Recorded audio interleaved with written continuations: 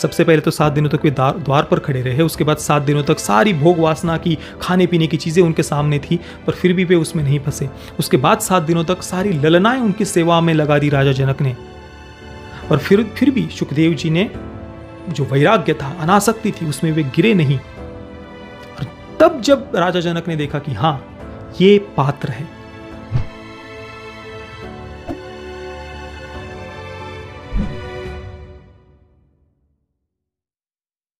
ओम नारायण नारायण नारायण नारायण।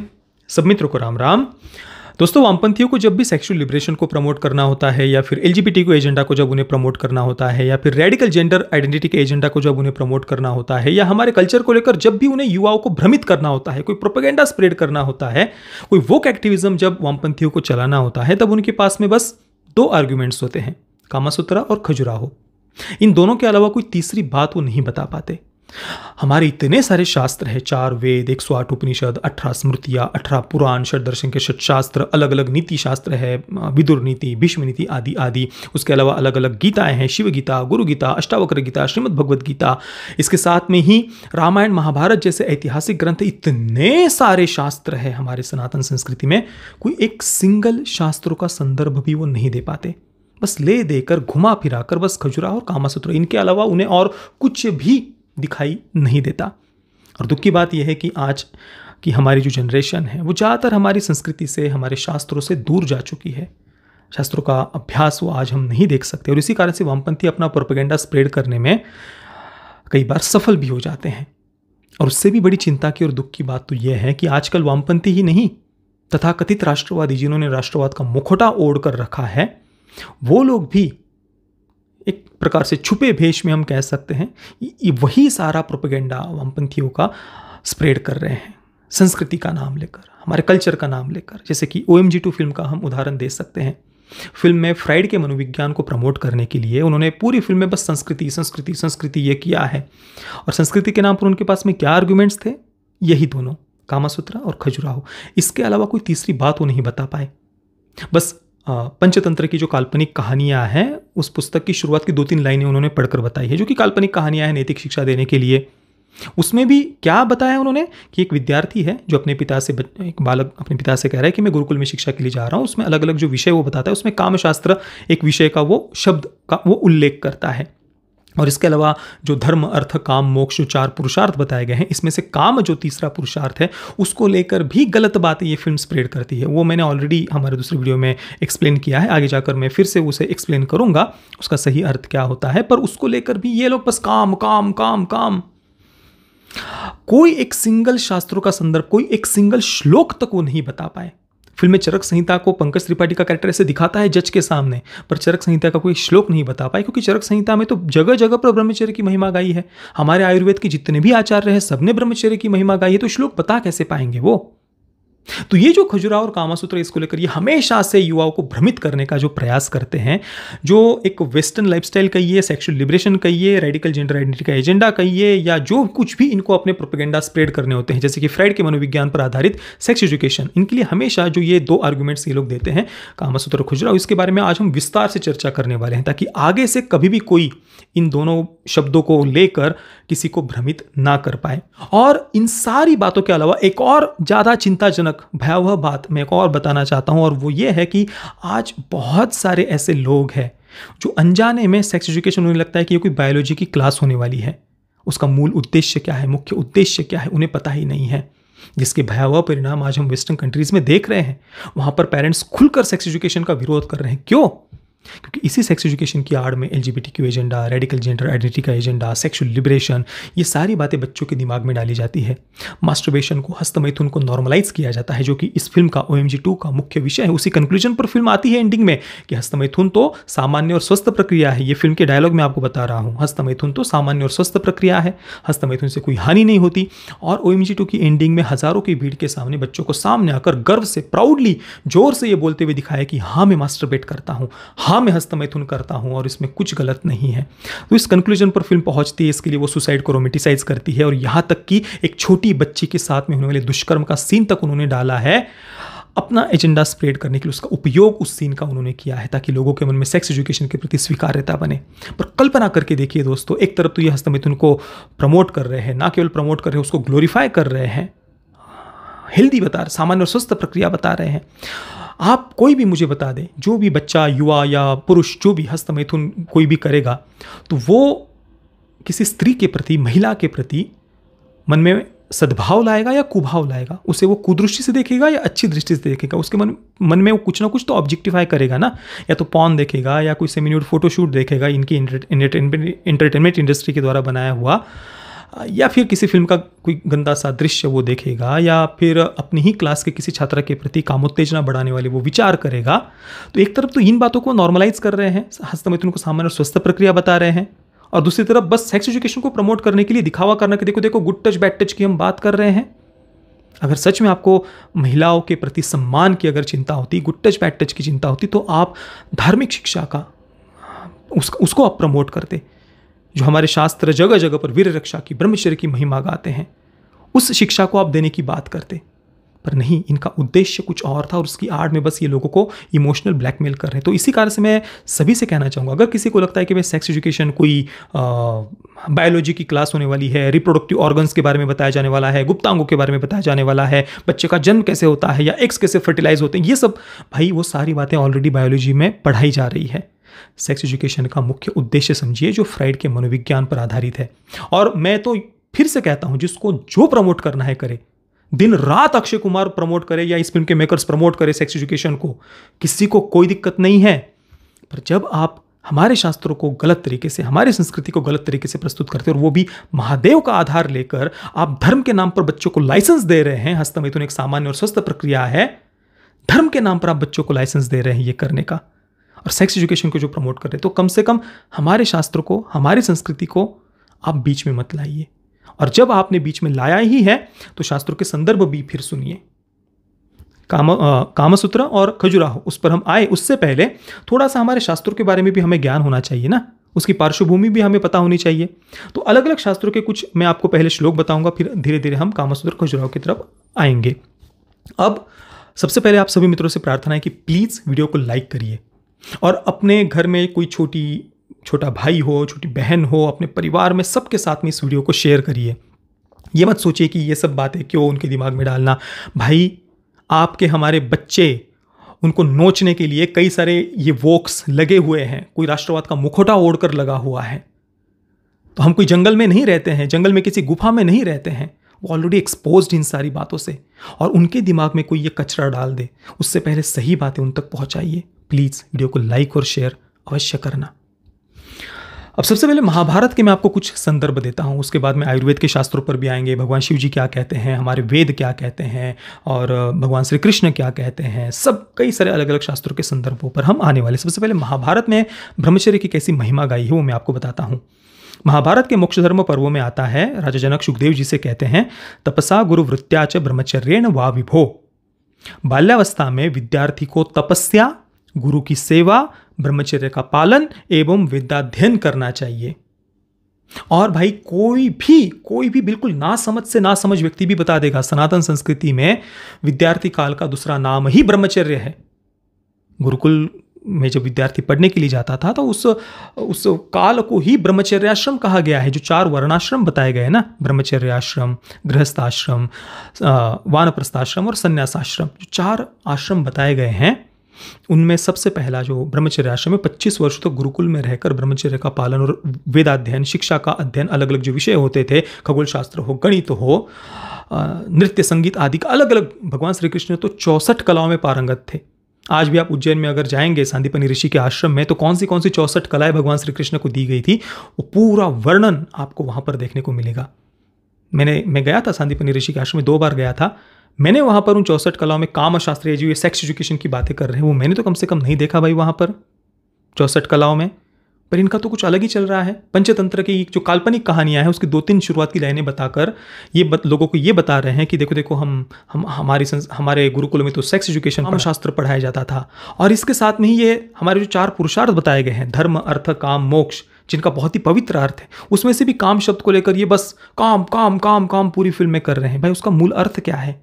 चलिए उस पर मैं आगे आऊँगा, सब कुछ विस्तार से इस वीडियो में हम बात करने वाले हैं।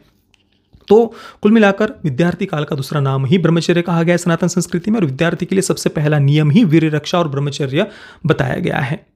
तो ये महाभारत के मोक्ष धर्म पर्व में आता है। इसके अलावा भीष्म पितामह भी युधिष्ठिर को ब्रह्मचर्य की महिमा बताते हैं। उसको लेकर तो कई सारे श्लोक हैं। और देखिए, महाभारत के आदि पर्वणि चैत्ररथ पर्व में पांडव और अंगारपर्ण गंधर्व की कथा आती है।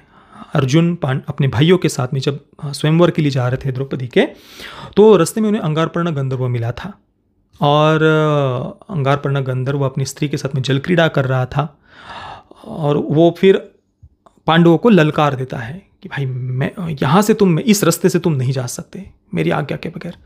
और गंधर्व तो मनुष्यों से ज़्यादा शक्तिशाली होते हैं, पर अर्जुन उसके युद्ध की चुनौती स्वीकार करता है, दोनों में युद्ध होता है और अंगारपर्ण गंधर्व तुरंत हार जाता है, गिर जाता है मूर्छित होकर। बाद में अर्जुन उससे पूछते हैं कि अंगारपर्ण, आपने तो स्वयं मुझे ललकारा और फिर ऐसा क्या हो गया? गंधर्व तो मनुष्यों से ज़्यादा शक्तिशाली होते हैं, फिर आप क्यों ऐसे तुरंत हार गए? तो इस पर देखिए अंगारपर्ण गंधर्व क्या कहते हैं। ब्रह्मचर्यम परो धर्मः स चापि नियतस्त्वयि यस्मात् तस्मादहं पार्थ रणेऽस्मि विजितस्त्वया।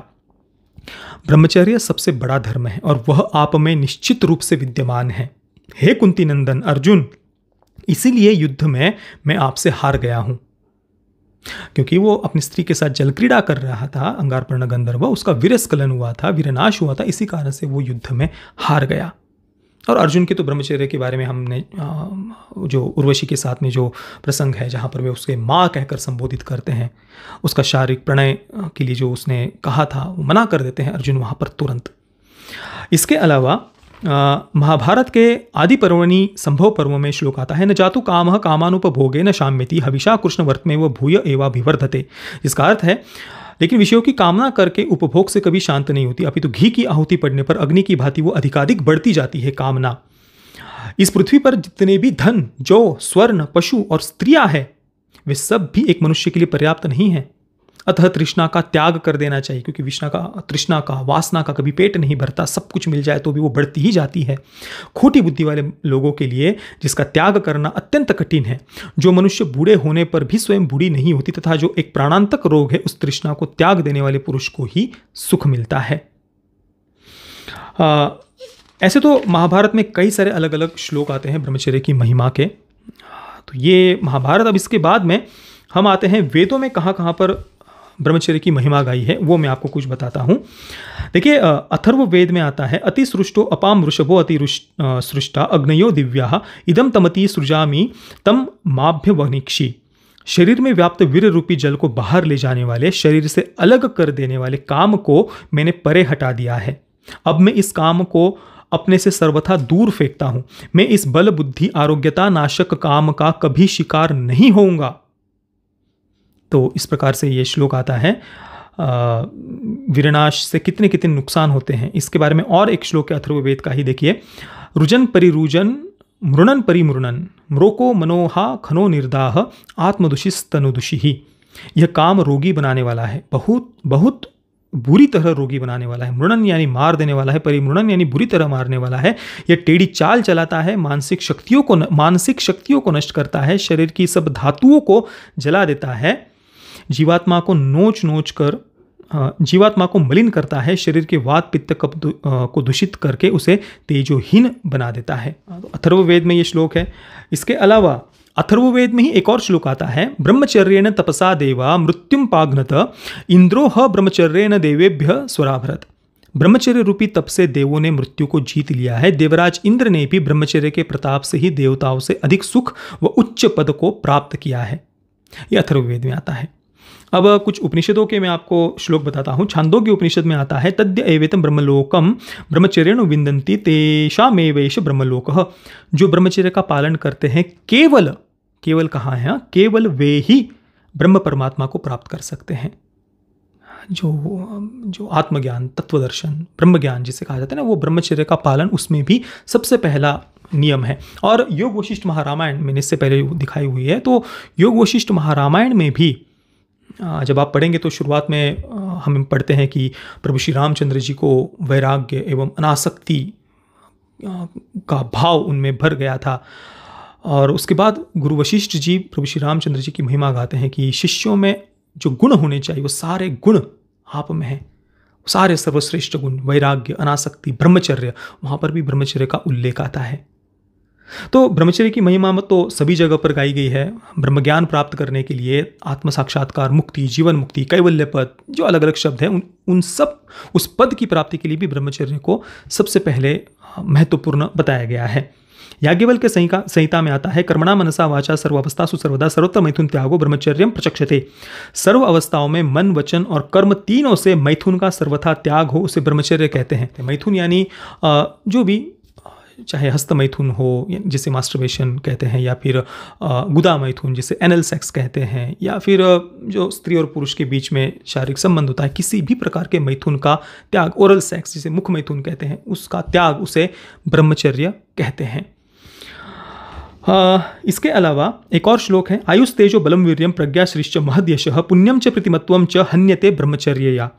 आयु, तेज, बल, वीर्य, बुद्धि, लक्ष्मी, कीर्ति, यश तथा पुण्य और प्रीति, ये सब ब्रह्मचर्य का पालन न करने से नष्ट हो जाते हैं। एक और श्लोक है, आहार निद्रा भय मैथुनम च सामान्य मेतद पशुभिर नराणाम। भोजन करना, भयभीत होना और मैथुन करना और सो जाना, ये तो पशु भी करते हैं। अगर हम इनसे ऊपर नहीं उठे, इन्हें हमने नियंत्रित नहीं किया, तब पशुओं में हम में फर्क ही क्या रह गया। वैसे पशु भी एक विशिष्ट ऋतु में ही संभोग करते हैं, इतनी अक्ल, इतनी बुद्धि तो पशुओं में भी होती है। वैसे देखा जाए तो फिर हम तो ऑलरेडी पशुओं से भी नीचे गिरते जा रहे हैं। अब कुछ जैन धर्म ग्रंथों के श्लोक मैं आपको पढ़कर बताता हूँ। जैन सूत्र कृतांग में आता है, तवेसु व उत्तमम ब्रह्मचर्यम, ब्रह्मचर्य सब तपों में उत्तम तप है। इसके अलावा दश वैकालिक सूत्र में आता है, अबम्बचर्यम घोरम पमायम दुर्हित्यम, ब्रह्मचर्य घोर प्रमाद रूपी पाप है। और बाकी अथर्ववेद में ब्रह्मचर्य को उत्कृष्ट व्रत की संज्ञा दी है। व्रतेषु वै ब्रह्मचर्यम, ब्रह्मचर्य परम बल है, ब्रह्मचर्यम परम बलम। इस प्रकार के अलग अलग श्लोक शास्त्रों में हमें पढ़ने को मिलते हैं। अब आते हैं हम आयुर्वेद के शास्त्रों पर। उसके बाद में भगवान शिव जी, भगवान श्री कृष्ण क्या कहते हैं वो भी मैं आपको बताऊंगा। आयुर्वेद के शास्त्रों पर बात करना इसलिए आवश्यक है क्योंकि ये शरीर के स्वास्थ्य से जुड़ा हुआ है, पहली बात तो। और दूसरा, फिल्म में पंकज त्रिपाठी का कैरेक्टर चरक संहिता को कोर्ट में दिखाता है, पर कोई श्लोक वो उसमें से कोट नहीं करते हैं। क्योंकि चरक संहिता में तो जगह जगह पर ब्रह्मचर्य की महिमा गाई है। चरक ऋषि कहते हैं, सत्ताम उपासनम सम्यगस्ताम परिवर्जनम ब्रह्मचर्योपवासश्च नियमाश्च पृथक विदो, जिसका अर्थ है सज्जनों की सेवा, दुर्जनों का त्याग, ब्रह्मचर्य, उपवास, धर्मशास्त्र के नियमों का ज्ञान और अभ्यास आत्मकल्याण का मार्ग है। इसमें ब्रह्मचर्य को आत्मकल्याण का मार्ग बताया है। मतलब ब्रह्मचर्य को सांसारिक सुख का साधन ही नहीं तो मोक्ष का दाता भी चरक ऋषि कहते हैं।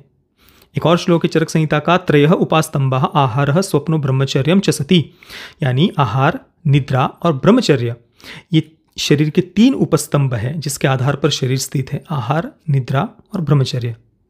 बाकी जो आयुर्वेद के आचार्य हैं उन्होंने उत्तम स्वास्थ्य के 4 स्तंभ बताए हैं, आहार, श्रम, विश्रांति और ब्रह्मचर्य। यानी योग्य आहार हो, शरीर से हम योग्य श्रम करें, और उसके बाद में विश्रांति, निद्रा अच्छी हो और ब्रह्मचर्य।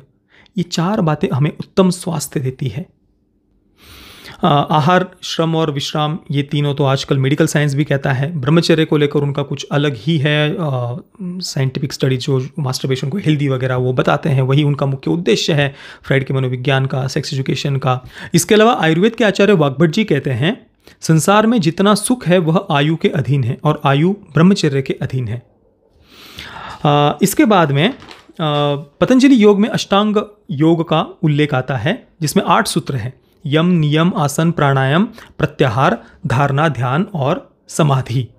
इसमें से पहला जो सूत्र है यम, उसमें सबसे पहला नियम ब्रह्मचर्य बताया गया है, सबसे प्रमुख नियम ब्रह्मचर्य बताया गया है। और कुंडलिनी योग के बारे में भी अगर आप पढ़ेंगे तो उसमें भी पहली शर्त, पहली कंडीशन ही ब्रह्मचर्य का पालन है, इंद्रिय संयम है, मनोनिग्रह है कुंडलिनी योग में भी। और सुश्रुताचार्य जी ने ब्रह्मचर्य, ये वीर्य कितना मौल्यवान धातु है और वो कैसे बनता है, इसके बारे में भी लिखते हैं, रसाद रक्तम ततो मांसम मांसान मेधः प्रजायते मेधस्यास्ति ततो मज्जा मज्जायाः शुक्र संभवः। जो भोजन पचता है उसका पहले रस बनता है, 5 दिन तक उसका पाचन होकर रक्त बनता है, 5 दिन बाद रक्त से मांस, उसमें से 5-5 दिन के अंतर में मेद, मेद से हड्डी, हड्डी से मज्जा और मज्जा से अंत में वीर्य बनता है। तो स्त्री में ये जो धातु होती है उसे रज कहा जाता है। इस प्रकार वीर्य बनने में करीब 30 दिन और 4 घंटे लग जाते हैं। तो वीर्य कितना मूल्यवान धातु ही आयुर्वेद के आचार्यों ने जगह जगह पर बताया हुआ है। अब भगवान शिव जी इसके बारे में क्या कहते हैं। शिव संहिता में श्लोक आता है, सिद्धे बिंदो महादेवी किम न सिद्ध्यंति भूतले यस्य प्रसादान महिमा ममाप्येतादृशो भवेत्। भगवान शिव जी कहते हैं, हे पार्वती, बिंदु अर्थात वीर रक्षण सिद्ध होने के बाद ऐसी कौन सी सिद्धि है जो साधक को प्राप्त नहीं हो सकती। इस ब्रह्मचर्य के प्रताप से ही मेरी ऐसी महिमा हुई है। एक और श्लोक है, न तपस्तप इत्याहुर ब्रह्मचर्यम तपोत्तमम ऊर्ध्वरेता भवेद्यस्तु सदैवो न तु मानुषः। ब्रह्मचर्य ही उत्कृष्ट तप है, इससे बढ़कर तपश्चर्या तीनों लोकों में दूसरी नहीं हो सकती। ऊर्ध्वरेता यानी जिसने वीर्य को ऊर्ध्वगामी किया है, इसका योग में विशेष अलग से उल्लेख आता है पतंजलि योग में। ऊर्ध्वरेता पुरुष इस लोक में मनुष्य रूप में प्रत्यक्ष देवता ही है, ये भगवान शिव जी कहते हैं। और भगवान शिव जी ने तो स्वयं अपने ज्ञान का तीसरा नेत्र खोलकर काम विकार को भस्म किया था। तो ऐसे जो हमारे भगवान शिव जी हैं, जिन्होंने काम विकार को भस्म किया, जो वीर रक्षा की महिमा बताते हैं, उनको आधार बनाकर ये फिल्म हस्तमैथुन का सो कॉल्ड स्टिग्मा दूर करना चाहती है। हस्तमैथुन को सामान्य और स्वस्थ प्रक्रिया बताने के कंक्लूजन पर पहुंचती है, जिससे कोई हानि नहीं होती। कम से कम हमारे शास्त्र, हमारे शिव जी, हमारी संस्कृति, उसके साथ ऐसा खिलवाड़, इतना इतना घिनौने तरीके से जो ये फिल्म खिलवाड़ करती है हमारे कल्चर के साथ में, बहुत बहुत बड़ा अपराध है ये मेरी दृष्टि में। तो इसके अलावा भगवान श्री कृष्ण तीसरे अध्याय में काम विकार कितना दुर्जयी है और उस पर विजय प्राप्त करना कितना आवश्यक है ये बताते हैं। 36वें श्लोक में अर्जुन भगवान श्री कृष्ण से पूछते हैं, अर्जुन बोले, हे कृष्ण, तो फिर यह मनुष्य स्वयं न चाहता हुआ भी बलात् लगाए हुए की भांति किससे प्रेरित होकर पाप का आचरण करता है। ये 36वां श्लोक है। 37वें श्लोक में भगवान कहते हैं, काम एष क्रोध एष रजोगुण समुद्भवः महाशनो महापापमा विद्धेन मिह वैरिणम। श्री भगवान बोले, रजोगुण से उत्पन्न यह काम ही क्रोध है। रजोगुण से काम उत्पन्न होता है और वही क्रोध का रूप लेता है और यह बहुत खाने वाला है। यानी काम का, वासना का कभी पेट नहीं भरता और करने की इच्छा होती है। कई सारे बच्चे, युवा कहते हैं ना कि मैं दिन में 2-2, 3-3, 4-4, 5-5 बार हस्तमैथुन कर लेता हूँ, रात को हस्तमैथुन के बगैर निद्रा नहीं आती। पॉर्न एडिक्शन कितनी बड़ी समस्या है आज ये हम। तो काम वासना का कभी पेट नहीं भरता है, वो तो और बढ़ती ही जाती है जितना हम उसमें गिरते हैं। इसी कारण से उसे बहुत खाने वाला भगवान कहते हैं और इसी कारण से वो बड़ा महापापी है, महाशनो महापापमा। इसीलिए तो इसे पूरे संसार में वैरी जान भगवान कहते हैं। काम को पूरे संसार में से शत्रु, वैरी जान। फिर अगले श्लोक में भगवान कहते हैं, जिस प्रकार धुएं से अग्नि और मैल से दर्पण ढका जाता है तथा जिस प्रकार से जैर से गर्भ ढका रहता है, वैसे ही उस काम के द्वारा यह ज्ञान ढका रहता है। जो हमारा विवेक है, बुद्धि है, जो विचार करने की क्षमता है, वो काम वासना के कारण वो सीमित हो जाती है, ढक जाती है। ठीक से बुद्धि का, विवेक का हम उपयोग नहीं कर पाते फिर काम वासना से ग्रस्त मनुष्य। जो मुझे लगता है कि ओ माय गॉड 2 में फिल्म के मेकर्स की भी शायद यही कारण से उनकी बुद्धि, विवेक काम नहीं कर पा रहा शायद, क्योंकि जो कुछ बातें वो फिल्म में दिखाते हैं वो मानसिक और बौद्धिक दिवालियापन के अलावा दूसरा कुछ भी नहीं है। तीसरे अध्याय के ही 43वें श्लोक में, अंतिम श्लोक में भगवान कहते हैं, एवं बुद्धे परम बुद्ध्वा संस्तभ्यात्मना आत्मना जही शत्रुम महाबाहो काम रूपम दुरासदम। इस प्रकार बुद्धि से पर अर्थात सूक्ष्म, बलवान और अत्यंत श्रेष्ठ आत्मा को जानकर और बुद्धि के द्वारा मन को वश में करके, हे महाबाहो, तो इस काम रूप दुर्जय शत्रु को मार डाल। बुद्धि से यानी विचार से, तर्क से मन को वश में करके इस काम रूपी दुर्जय यानी जीतने में बहुत कठिन है। षड विकारों से ऊपर उठने के लिए भी भगवान शिव जी कहते हैं, भगवान श्री कृष्ण भी आगे श्रीमद् भगवद गीता में कहते हैं। और इन षड विकारों में काम, क्रोध, लोभ, मोह, मद और मत्सर, इनमें से भी काम को भगवान श्री कृष्ण दुर्जय कहते हैं। इसे जीतना बहुत कठिन है, परंतु बुद्धि से मन को वश में करके इस काम रूपी दुर्जय शत्रु को तुम मार डाल, ये भगवान श्री कृष्ण कहते हैं। इसके अलावा आदिगुरु शंकराचार्य जी क्या कहते, देखिए, मनश्चेन्द्रियाणाम च ह्यैकाग्रम परम तपः तज्जयः सर्वधर्मेभ्यः सधर्मः पर उच्यते। मन और इंद्रियों की एकाग्रता ही परम तप है, उनका जय सब धर्मों से महान है। मन और इंद्रियों पर विजय प्राप्त करना, उन पर जय प्राप्त करना सब धर्मों में महान है। यह आदिगुरु शंकराचार्य जी कहते हैं। मन और इंद्रियों पर संयम करना, मनोनिग्रह, इंद्रिय निग्रह, वीर रक्षा, ब्रह्मचर्य, इनकी महिमा से हमारे सारे शास्त्र भरे हुए हैं।